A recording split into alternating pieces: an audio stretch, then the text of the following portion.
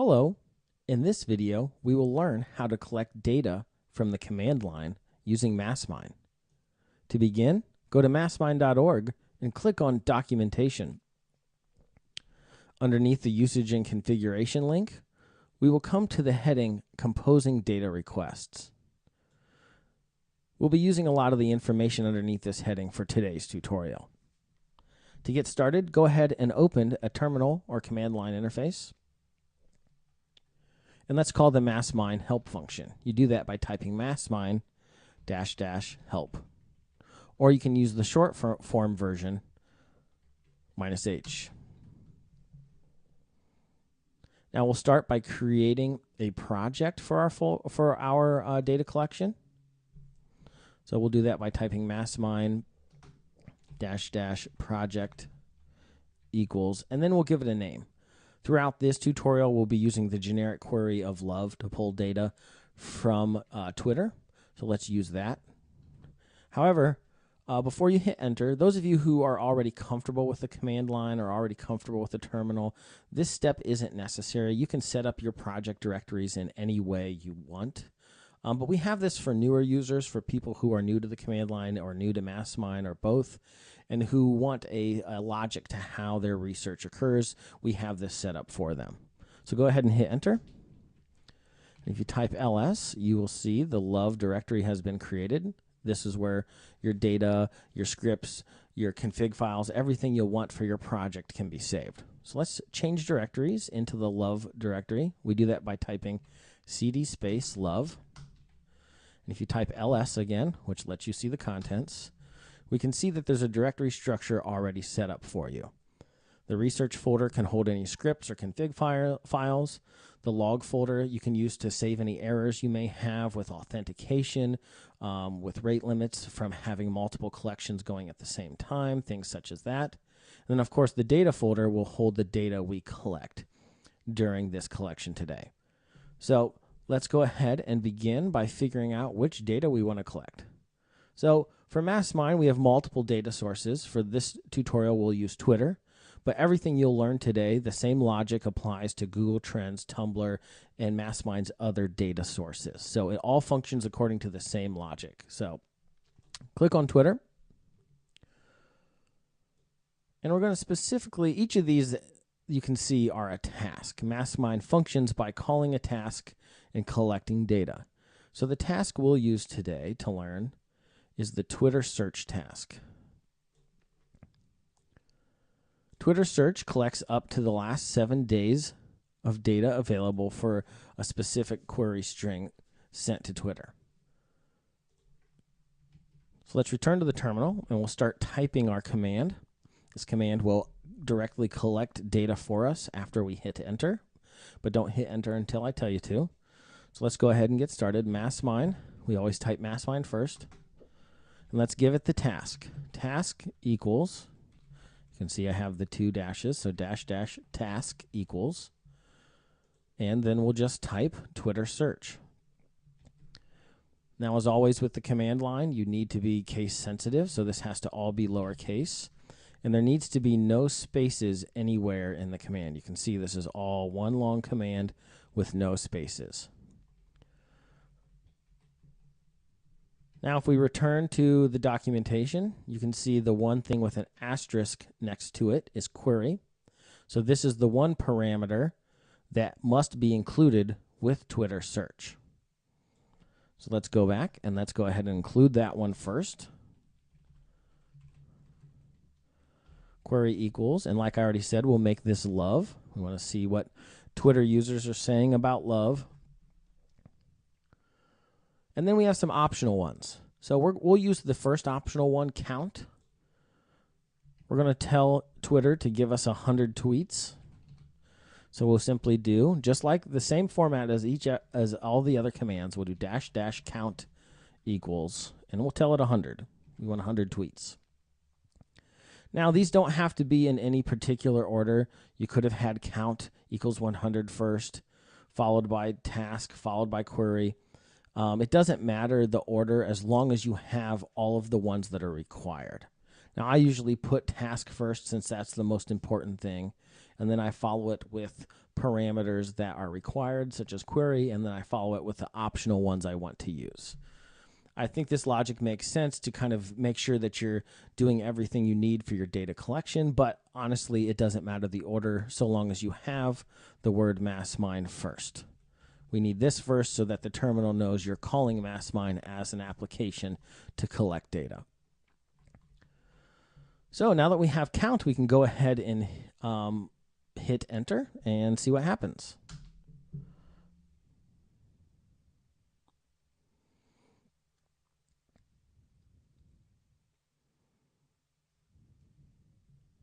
Now you should see a bunch of raw JSON on your screen. And you're probably thinking, what the heck do I do with this stuff? Well, this is raw JSON data directly pulled from Twitter. This is what the raw data looks like, pulled by MassMine from Twitter. Now, we collect it like this for a reason, because we want you to have the ability to redirect this data in more advanced ways in the future. However, at this stage, you probably don't want to just see the raw data on the screen. So what you can do is we'll call our previous command. You can do that by hitting up arrow. See, if I hit up arrow, it brings back the last thing I called. And let's go ahead and put another optional command on here called output. What this will do will actually collect this raw data into a file rather than printing it to the terminal. We'll call this love.json here at first. Now, the reason I use .json is because it's usually good practice to give an extension that matches the format of the file. Now, we could just hit enter now, but the problem would be, if we did so, it would just dump the data directly into our love directory, right? We don't want that. We want the data to go into the data directory. Again, it's good practice to kind of split your stuff up like this so that later on when you have multiple files and multiple research configs and those sorts of things, you have it all organized so that for a more complex data collection project, you'll have things where they'll be easy to find later on. So again, we'll edit this to make sure that our output goes into the data folder. We do that by doing /data. This tells the terminal that relative to this directory, we want it to go into the data folder. And then we'll do /love.json to give it a file name. Again, I'll give the full command. It's --output equals /data /love.json and hit enter. Okay, now that our cursor stopped blinking, we know that it's finished. Type ls, and we can see the data actually didn't dump directly into the love directory, which is good. Let's change directories to the data directory and see what we have. Excellent. So now we have our data collected. Let's say, for example, you want to pull all of the recent tweets put out by CNN's Twitter account and analyze them. Some of the best historical data available through Twitter's API is the historical data provided on individual users. Now, the maximum amount we're allowed to pull is 3,200 tweets. So let's return to the command line. Now we're going to go ahead and use our love directory again to collect this data, even though it's not directly related to that query, but we'll use it in the same way. So task equals --task equals, and of course now the task is Twitter user, so we'll type that in. Now we see here, instead of query being the one that is required to have, it's now user.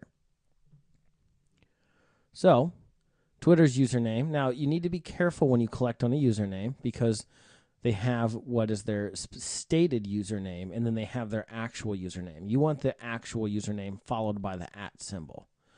So we can see this is capital CNN. So we'll type in --user equals, and we'll just do capital CNN. Now you can see I left off the @ symbol for a reason. That's how it's required with Twitter's API. But I was case sensitive. We're not sure that Twitter is always case sensitive, but it's just good to follow whatever case is put in the username. In this case, it's capital CNN. And now it says you can specify a count. We always put in count equals 3,200 for this. This isn't required to put in the exact amount of tweets that are available. For example, if you're pulling on a user that only has 200 total tweets and you tell it count equals 3,200, it'll still just give you the 200 and it won't return an error. So it's usually good just to ask for the full amount. And then if you remember from last time, if we don't specify an output, it's just going to dump all that data to the terminal.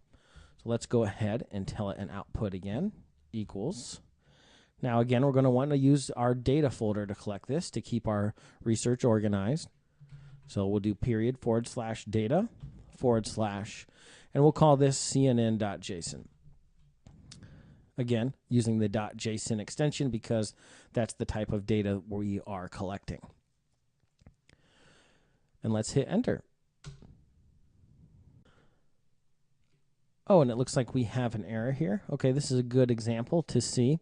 So it says the following error occurred, cannot open the file, no such file or directory. I know why this error occurred. So we're telling it that we want to put the data in the data directory, but we're already in the data directory. So I need to simply back out of that directory and now be in the love directory.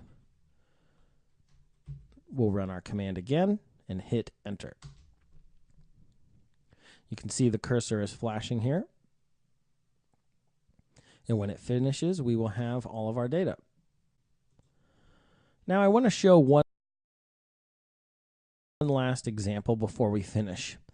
There are times where you want to collect a very large amount of data with MassMine, and you want MassMine to keep running for you with the terminal closed. Now you can do this simply by adding what is called the ampersand to the end of a command, which will make MassMine run in the background. Why is that necessary? Well, with a terminal, and this is what we have here in this box, with a terminal, anytime you close a terminal while a program is running within that terminal, it will immediately kill whatever you are doing. So what we can do, just as an example, I'll bring up one of my older commands here. So let's use the Twitter search command again. And instead of telling it count of 100, I'm going to tell it a count of 100,000.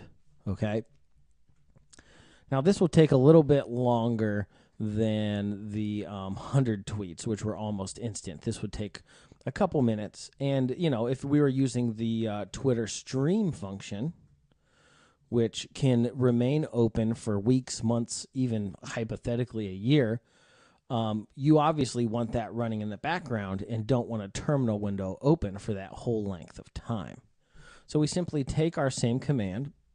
Now, in this case, we need, since there's already a love.json output, I'm going to call this love1.json.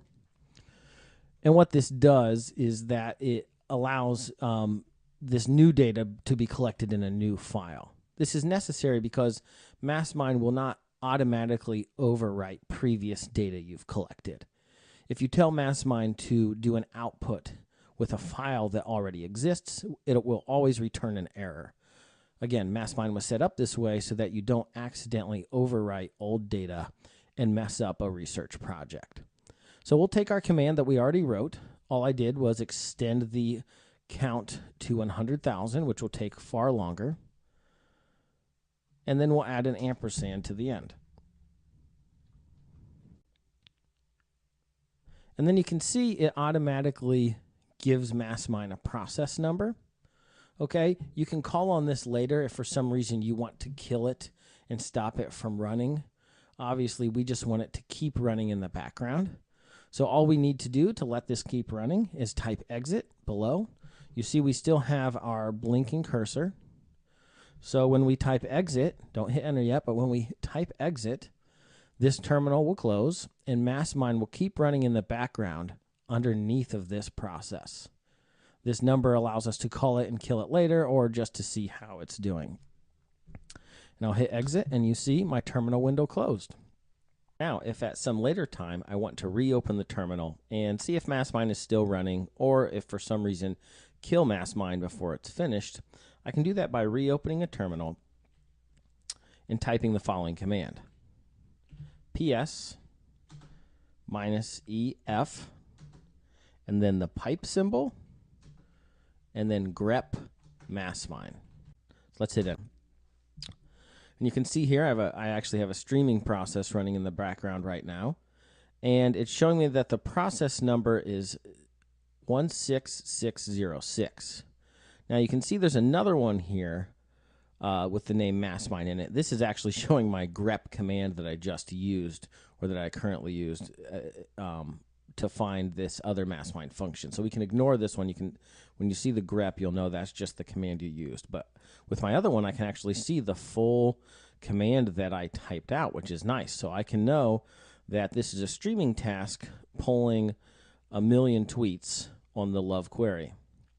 All right, so now that we know that it has this number, I can actually just go ahead and kill this by typing kill space that number. Now if I up arrow and type my command again, we see that that process is no longer running. So again, if for some reason you wanted to just look up MassMine and see if your process is still running, you just do the first command and it'll let you know if it's still running. Then if for some reason you want to kill that, you find the process number and you type kill space the process number. And that's it. Then you can log out of the terminal and you're finished.